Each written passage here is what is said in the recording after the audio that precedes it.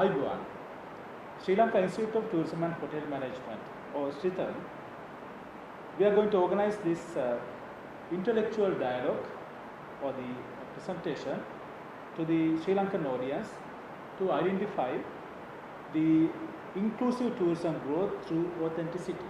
That's our topic for the day.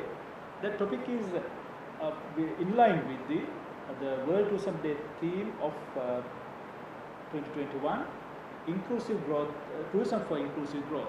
So with that focus, we thought of having an intellectual dialogue to discuss about the potentials in terms of authenticity for the future tourism development of Sri Lanka. So with that focus, we invited two key prominent intellectuals of Sri Lanka to discuss tourism industry and its way forward for future. Being an academic organization, we thought of this start will be long lasting and we need to strengthen this effort or the approach for the betterment of education and the training aspects of Sri Lankan tourism scope as well as the product development range of Sri Lanka. So with that focus, we invited and we warmly welcome Professor Raj Somadeva, Senior Professor Raj Somadeva. The Professor Somadeva is an icon of Sri Lankan heritage and also the archaeology as well. And Professor M.S.M. Aslam is from Sabaragamu University. Professor Aslam is a professional in tourism management. He is a senior lecturer. So with that focus, we are ready to launch this event in terms of inclusive tourism growth through authenticity. The authenticity, the real meaning, we need to take it forward to, and also we are in the post-COVID era. We need to think about how we can rejuvenate tourism industry of the country. This entire program will be going as bilingual event, so it will be we can discuss in English as well as Sinhala for the better understanding of the audience. අපි ඔබ ඉතාමත් සාදරව පිළිගන්නවා. ඒ වගේම ශ්‍රී ලංකා සංචාරක සහ hotel කළමනාකරණ ආයතන විදියට මෙම වැඩසටහන විශේෂයෙන්ම අපගේ ශ්‍රී ලාංකීය අනන්‍යතාවයේ සංචාරක කර්මාන්තයේ සංවර්ධනය වෙනුවෙන් සියලු දෙනාගේම දායකත්වයේ සහිතව කරගන්නේ කොහොමද කියලා පාඩේ සහිතව අපි ඉදිරිපත් කරන්න සූදානම් වෙනවා. මේ සඳහා අපි විශේෂ ආරාධනා කළා ලංකාවේ ජ්‍යෙෂ්ඨ මහාචාර්යවරයෙක් වන මහාචාර්ය රාජ් සෝමදේව මැතිතුමන්. එතුමා මේ රටේ අපි කියනවා අයිකන් එකක්, එහෙම නැත්නම් ලංකාවේ හෙරිටේජ් සම්බන්ධයෙන් අපිට ඉතාමත් සම්භාවනීය ಭಾರತೀಯ කාර්යයක් කරමින් සිටින විද්වතෙක්. අපි ඔබතුමා ඉතාමත් ආයත සාදරයෙන් පිළිගන්නවා. ඒ වගේම මගේ වම්පසින් මහාචාර්ය එම්.එස්.එම්. අස්ලම් මැතිතුමන් සබරගමු විශ්වවිද්‍යාලයේ මහාචාර්යතුමන් සංචාරක කළමනාකරණ විෂය පිළිබඳව කතා කරන්න අපි එතුමාව සම්බන්ධ කරගත්තා. ඔබවත් ඉතාමත් සාදරයෙන් පිළිගන්නවා මහාචාර්යතුමනි. හොඳයි. අද මේ කතිකාවත වෙනුවෙන් මම කැමති අපි පළවෙනි ප්‍රශ්නය යොමු කරන්න මහාචාර්ය Aslam මැතිතුමන්ට. Professor Aslam, what do you think about the authenticity and the inclusive growth? So these two terms are actually inclusiveness, or how we can utilize inclusiveness in tourism, how we can define it. Yes, thank you very much for inviting me today and joining with one of the key icon in Sri Lankan heritage and archaeology, and very pleasure to join you all at the SLITHM. First of all, thank you very much for organizing this program. Actually, the authenticity and inclusivity, it is inseparable two words. Very basically, if you take a world is an authentic world. If you take the entire globe, it's authentic. And if you take that, that is inclusive also. So therefore, where the authenticity there you can see the inclusivity. But unfortunately, due to the rapid development in the world, the different part of the world have been divided, because I am separating this from the globe and the world. We are separating different world from the globe. You can see the economic world and the religious wise we have differentiated. So different worlds have been created. So the world does not have a particular structure, but the globe has a particular structure.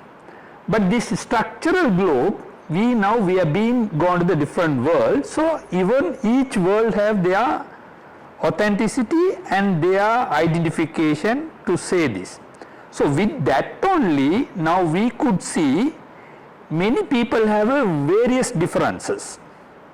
These differences, some are naturally and some are man-made differences we have created. With this only, the inclusivity become a sort of a exclusivity, because everybody is going for exclusivity. So we being a different religion, different professional, different this concept deviated, and people started to grow individually and as a group, and sometimes shared culture and all. So then where need arise, divert or revert back to the world where we should see that inclusivity. That is what 17 SDGs highly emphasize on the inclusive growth. Why? Since the world has been divided to the various corners, the world cannot network or integrate the people back. So only the word what we need in the world, that is the inclusivity. Where we can connect only the world, all the worlds, only through the inclusivity. No any other term we can use. So there inclusivity comes. When we go to the inclusivity, again very important thing is where we have to see our origins, where our roots, where our ancient roots. So when we go to the ancient roots, there we find the authenticity. So we can't talk about the inclusivity without authenticity. So same time, authenticity also we can see where the inclusivity. So this is what very beautifully connected two words you all have coined to this forum, and that is what today was need. And another important things from the perspective of tourism, today we have one side, we need to have a inclusivity in tourism to have a wider valued experience for the guest as well as for the involvement of and the participation of the local community. The inclusivity is playing a very, very important role. If the tourists want to have a wide experience and sort of a bigger value for their recreational value in a destination, if they can have the inclusivity only they can have. Otherwise they will be having the monotonous holiday. They will come and they will enjoy the resort and they go back, they won't have any diversity. So if we have inclusivity, they can enjoy the food, they can enjoy the culture, they can enjoy the heritage, they can enjoy the spiritualism. So many things will be included in that holiday. So that is the biggest value a person when they make a holiday, if there is a inclusivity. Similarly, this inclusivity can be further improved only through the authenticity. If you go to a place where if you want to enjoy the so many things, you have to see what you find authentically in that place. That is authentic only for that place. So you may not be able to see that in other landscape. So then that if you want to enjoy that place, you must go there. Simple example, Sigiriya. So if whole globe, there is only one Sigiriya. If they want to come, they enjoy the Sigiriya and that culture, intangible, they must come to Sigiriya. So this is the authenticity.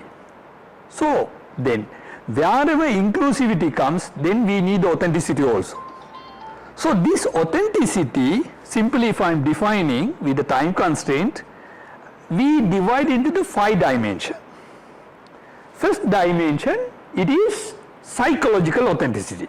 Someone should be able to feel how am I to be authentic, particular to as a citizen, as a person from this particular land, how I can feel am I to be authenticity. That is the psychologically we have to have a authenticity. If I am living in Sri Lanka, if I love to be Canadian and if I behave like a Canadian, my mind, then I lose my authenticity.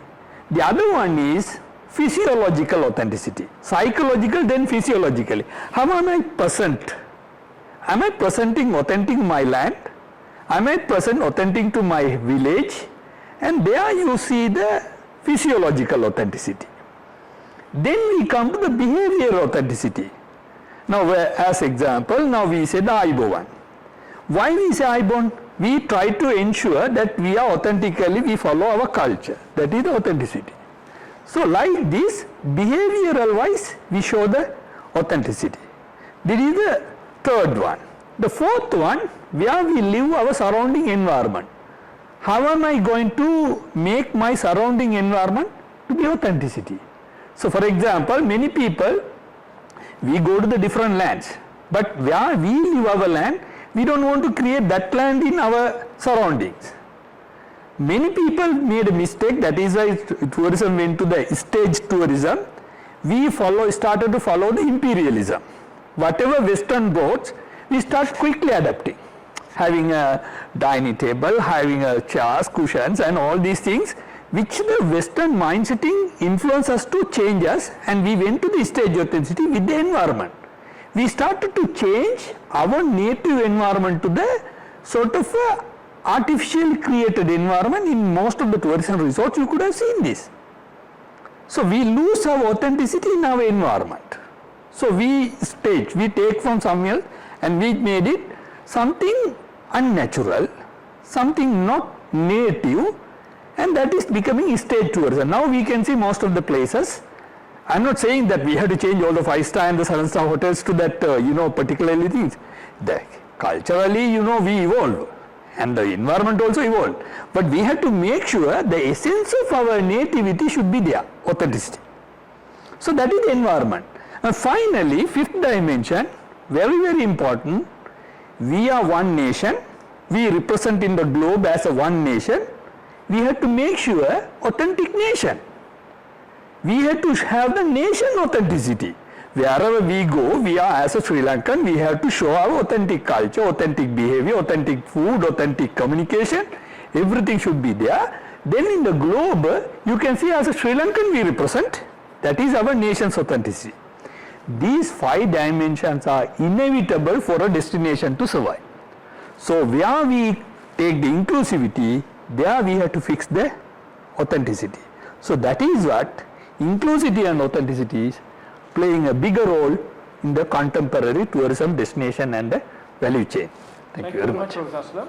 Actually, that is from your speech. Actually, it came up with a bright or kind of a heavy idea. So the different dimensions of authenticity. It can be the psychological, physiological, the authenticity, and the behavioral authenticity, environmental authenticity, and the nation's authenticity. So it represents, if we can think about, and also I really like that word you use, stage tourism. Mostly what we see in contemporary era, there is something about the stage tourism, of course. We need to think about, even we know that after the post-COVID era, so we are in the post-COVID era, so we need to think about, or even we are in the particular COVID situation actually, COVID pandemic. So we need to think how we can differentiate from other nations, from Sri Lankan tourism, how we can differentiate it. We need to think about these authentic aspects. So therefore we is really valued, as well as how we can deviate from the stage tourism to real life experiences, how we can offer tourism experiences to the world or the other nationalities. That's very much valued. Thank you, Professor. මම හිතන්නේ මේක තමයි අපිට කරගත යුතුම කාරණා වෙලා තියෙන්නේ. අපේ අනිත් පැත්ත මේ අපි මේ කතිකාවත අපිට අවශ්‍යතාවයක් තියෙනවා. ඊටමත් හොඳ තැනකට ගෙන යන්න ලංකාවේ සංචාරක කර්මාන්ත දිහා අලුත් කෝණයකින් අලුත් මානයකින් බලන්නේ කොහොමද කියන එක. විශේෂයෙන්ම අපි සාම්ප්‍රදායිකව අපි කතා කරන ටුවර් එකක් ඇතුලේ අනුරාධපුර පොළොන්නරුව සීගිරිය දඹුල්ල ගාල්ල ඔය කියන ටච් පොයින්ට්ස් ටික ඇරෙුණාම අපි අපේ ඔතෙන්ටික් වැලියුස් අපි මොන විදිහටද අපි ප්‍රසන්ට් කරන්න කියන එක. මම ඊටමත් ආදරෙන් ඒ වගේම ගෞරවයෙන් ඔබතුමා දිහාට කරනවා ජ්‍යෙෂ්ඨ මහාචාර්යතුමනි මහාචාර්ය රාජ් සමුදේ මැතිතුමනි අපි කොහොමද මේ කාරණාවට පිවිසෙන්නේ? විශේෂයෙන්ම අපි we have the tangible culture as well as intangible culture.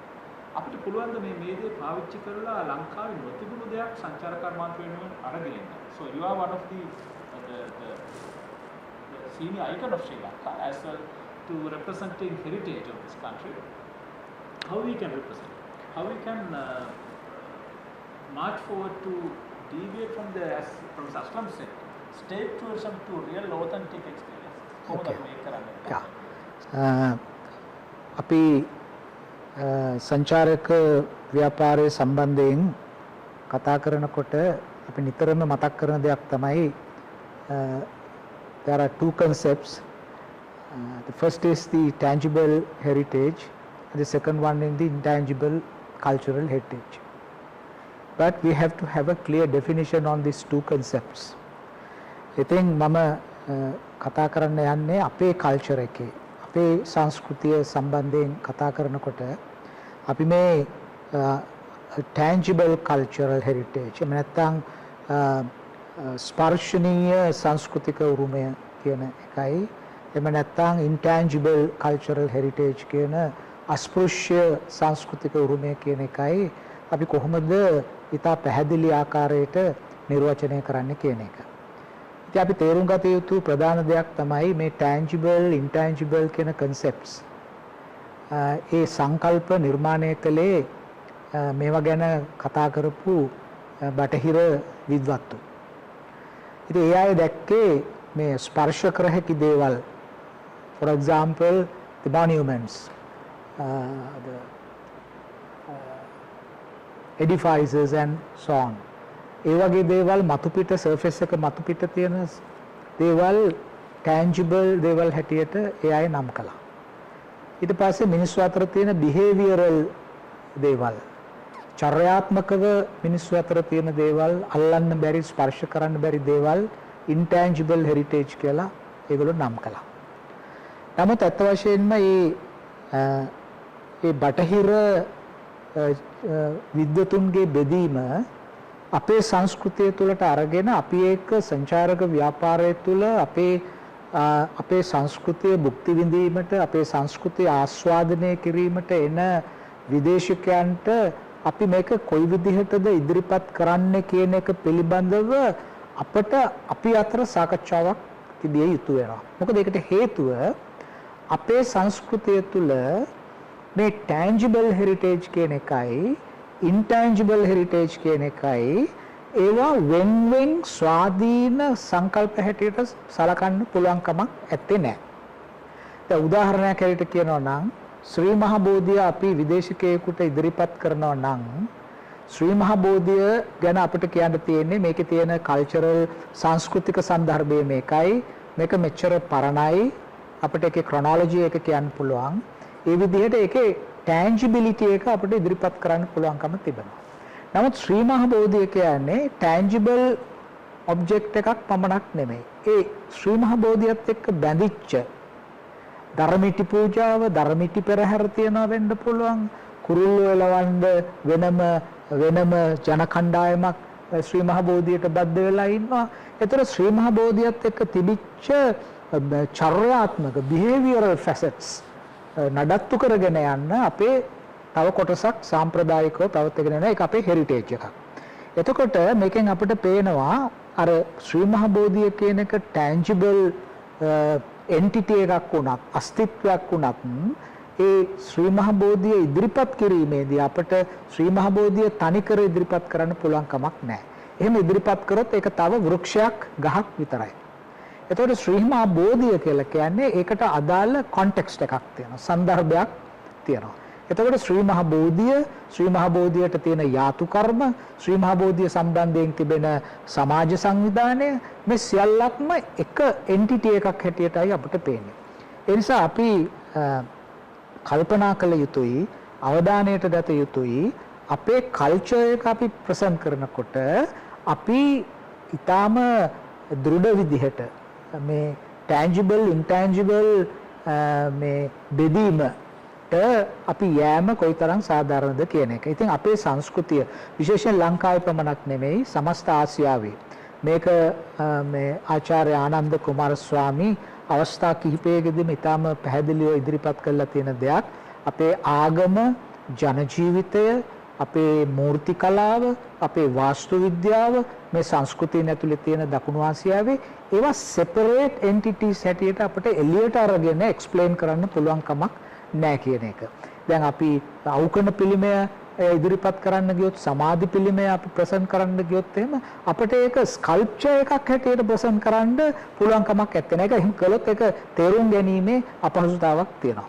ඉතින් ඒ නිසා අපි අපේ සංස්කෘතිය හැසිරුනේ කොහොමද කියන එක, අපේ සංස්කෘතියේ තියෙන ගති ලක්ෂණ අපි දන්නවා මහනුවර කැන්ඩි පීරියඩ් එකට එනකොට 19th century 18th century වෙනකොට අපේ ආර්ට් ඔබ්ජෙක්ට්ස් අපි අරන් බැලුවොත් එහෙම ඒ ආර්ට් ඔබ්ජෙක්ට්ස් තියෙන්නේ මොනවාද? පනාවක් ගත්තොත් පනාවේ කැටයම් කරලා තියෙනවා. පෙට්ටගම ගත්තොත් පෙට්ටගමේ කැටයම් කරලා තියෙනවා. හිරමණයක් ගත්තොත් හිරමණේ කැටයම් කරලා තියෙනවා. එහෙමනම් මේවා ආටිස්ටික් ඔබ්ජෙක්ට්ස් නෙමෙයි, මේවා යුටිලයිස් කරන ඔබ්ජෙක්ට්, යුටිලිටි ඔබ්ජෙක්ට්ස්. ඒ යුටිලිටි ඔබ්ජෙක්ට්ස් තමයි අපි ඕනේට් කළේ. කලාව කියන එක ආදේශ කළේ ඒ තුලට. ඒ නිසා අපේ සංස්කෘතිය පිළිමයක් ගත්තත්, ගොඩනැගිල්ලක් ගත්තත්, පුළුල් භූමි දර්ශනයක්, ලෑන්ඩ්ස්කේප් එකක් ගත්තත් ඒවා තනි එන්ටිටිස් හැටියට නෙමෙයි තියෙන්නේ. As you said, it should be taken as a inclusive properties. Inclusive properties. මොකද ඒවා inclusivity කියලා කියන්නේ ඒක human behavior, sustenance, sustainability, all are involved. ඉතින් අපිට ඒවා අමතක කරලා අපිට ඒවා isolated objects හැටියට අරගෙන අපිට ඉදිරිපත් කරන්න පුළුවන් කමක් නැහැ. ඉතින් අපි යනවා නම් අපි අපේ irrigation device එකක් අපි present කරන්න යනවා නම්, අපි sundial එකක් අපේ අනුරාධපුරයේ තියෙන present කරන්න යනවා නම්, ඔව්. එහෙම නැත්නම් ඉසුරුමුණියේ තියෙන, දැන් උදාහරණයක් ඇරෙන්න ඉසුරුමුණියේ තියෙන අර අශ්වයෙක්ගේ හිසයි අර වාඩි වෙලා ඉන්න මිනිහයාගේ රූපේ. අපි ඔක ඉස්සරහට ගිහිල්ලා මේ ඉන්නේ අග්නි, මේ ඉන්නේ පර්ජන්‍ය, වැස්සවලාහක දෙවියෝ කියලා කිව්වට ඒකට ඉන්ක්ලූසිවිටි එක එන්නේ නැහැ. ඒතර අපි ඒකත් එක්ක ප්‍රසන්ට් කරන්න ඕන. ඊට එහා පැත්තේ අබේගිරියෙන් හම්බෙච්ච ඉන්ස්ක්‍රිප්ෂන් එකේ මොකද්ද කියලා තියෙන්නේ? පොදන උළුයෙන් පුලුඩා උළුයෙන් කෙත්කම් සුලබ් කොට පර්ජන්‍යයෙන් සහ අග්නිගෙන් කෙත්වතු සුලබ කරලා ලංකාව දලුලණ්ඩ සලස්සනවායි කියලා ඉන්ස්ක්‍රිප්ෂන් එකේ ලියලා තියෙනවා. ඒ කියන්නේ අපි මේ රූප දෙක ඇන්දේ ඒක රිචුවල් පර්පස් එකක්. It is a kind of symbolic expression. But inclusivity is there. මේක කරේ කාටද? මේ ගෝවියන් සඳහා. ගෝවියෝ අවුවයි වැස්සයි අවශ්‍යයි, වැස්ස අවශ්‍යයි ගොවිතැන් කරන්න, අවුව අවශ්‍යයි මල් පිපෙන්න, අස්වැන්නෙන්න. ඒ නිසා මේකේ සස්ටේනබිලිටි එක වෙනුවෙන් ඒගොල්ලන්ගේ රිචුවල් කොන්ටෙක්ස්ට් එකක් තිබුණා. ඒ රිචුවල් කොන්ටෙක්ස්ට් එකට තමයි මේ රූප දෙක හදලා මේකට වන්දනාමාන කළේ. ඒතර අපිට මිනිස්සුන්ගේ ජන ජීවිතය, ඒ කෘෂි කර්මාන්තය, ඒ පැත්තේ තියෙන climate variations, weather conditions අමතක කරලා අපිට මේ රූපේ එක්ස්ප්ලেইন කරන්න යන්න බෑ. මේක tangible object එකක් වුණාට අපිට intangibility එක කියන්නේ නැතුව, ඒගොල්ලන්ගේ ඒ හිතපු මිනිස්සුන්ගේ expectations ගැන කියන්නේ නැතුව, ඒ environmental context එක කියන්නේ නැතුව අපිට මේක tangible object එකක් හැටියට isolate කරලා present කරන්න පුළුවන් කමක් නැහැ. ඒ නිසා මේ Asian society එක තුල තිබිච්ච ලොකුම ලක්ෂණය තමයි art, sculptures, rituals, ඒවා ඔක්කොම interconnected වෙලා තියෙන්නේ. මොකටද? ඒගොල්ලන්ගේ ජීවිතේ ඉස්සරහට ගෙනිය ගන්න, ඒගොල්ලන්ගේ ගොවිතැන වෙන්න පුළුවන්, ඒගොල්ලන්ගේ පශුපාලනය වෙන්න පුළුවන්. ඒ හැම එකක්ම ඉදිරියට පවත්වාගෙන යෑම සඳහා තමයි මේ ඔක්කොම නිර්මාණය වෙන්නේ. ඉතින් එහෙමනම් මේවා අපි මේක අපට ආවේනිකයි. මේ inclusivity එක identical for us, for the Sri Lankan culture. ඉතින් අපි ඒක foreigner කෙනෙකුට එනවා නම්, එයා මේක විඳින්න, මේක ලබා ගන්න එනවා නම්, අපි මේ සම්පූර්ණ fabric එක අපි එයාට ඉදිරිපත් කරන්න ඒ තේරුම අපි මේ monuments වලට, මේ cultural entities වලට, whether they are intangible or tangible, ඉතින් මේ entirety කියන එක අපි ඕගොල්ලන්ට present කරන්න ඕනේ. ඉතින් we must train the people who engage in the tourism profession to present this message, holistically. The holistic message. That's important. Very important. Thank you, Professor Raj Somadeva. This is a very inspiring idea. So we can't separate the tangible culture as well as intangible culture. It's inclusive product we need to offer to the tourists since we are in the tourism industry. That's the challenge we need to think about how we can take forward this message. Actually, the authenticity, how we can consider. Actually, are we considering it right now, Professor? But authenticity, so yes, it's a challenging concept because the authenticity, the word authenticity, it's a concept. The thing is, it's a very tricky concept, you know. Say the authenticity of a cultural object is not a static one. The culture is evolving. So you can't, within a culture, you can't expect static concepts and static objects. So we have to make a clear definition, very explicit definition on what is we mean by authenticity. Very important. Yes. Thank you so much. Thank you. Yeah, Professor Aslam, my next question would be, now even after this, even during this pandemic, you know the tourism sector has a huge value chain. So most of people are suffering now. So how we can survive in this industry? So different they have different struggles in this moment. But however, globally there's a huge value chain. How we can think about how we can using the authenticity, can we develop their lifestyles? Can we develop the living standards now by using this authentic concept? You can connect that into the inclusive growth as well. Yes. Right, of course. මම හරියටම කියනවා දීර්ඝමාත් ඔය ප්‍රශ්නය මෙහෙම අහන්න. Tourism එක මුලින් ආවද අපේ ලංකාවේ ඉතිහාසය, අපේ උරුමයන්, අපේ සංස්කෘතිය ඉස්සරන් ආවද? අපිට මුලින්ම තිබුණේ සංස්කෘතිය, ඉතිහාසය, මේ දේවල් ඔක්කොම තිබුණා. ඇත්තටම ටුවරිසම් මේකට උඩට ආපු අර අයිස්ක්‍රීම් එකට ටොපින් එකක් වගේ.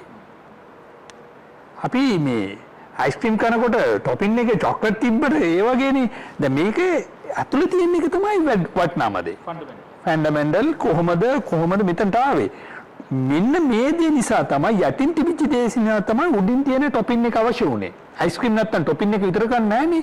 ඒ නිසා ටුවරිසම් එක ආවේ අපේ තිබිච්ච මේ ඈත ඉතිහාසය, අපිට තිබිච්ච මේ ස්වභාවික සම්පත්, සංස්කෘතික සම්පත් මේ ඔක්කොමත් එක්ක බලලා තමයි අපි ගමනාන්තයක් විදිහට ලෝකෙට අපි ඉදිරිපත් වෙන්නේ.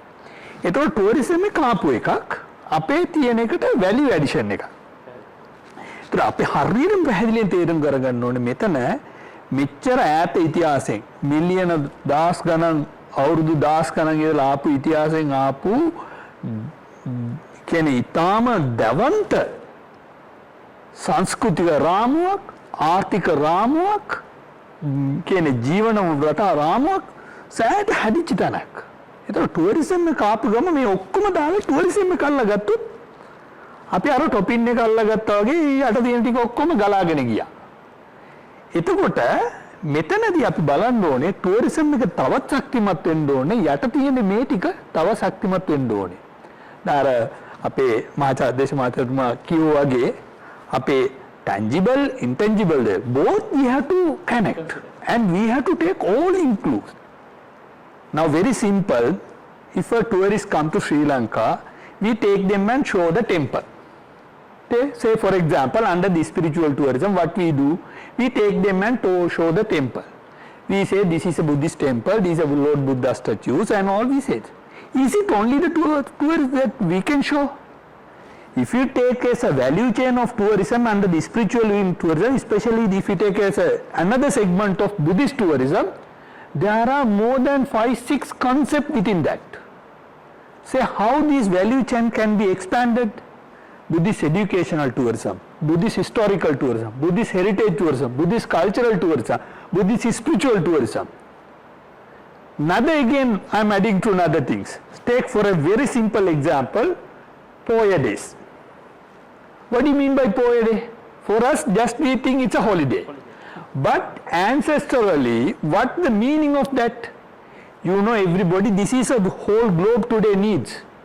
Mind relaxation, mind rejuvenation, that is the basic concept of tourism. The Poya Day is one of the important day from our ancestors. We have got to rejuvenate our mind every once a month. Like our vehicles need a service every 3,000 kilometers, we human beings need this service. Relaxation. See how important for the tourists who come to Sri Lanka to understand this fact.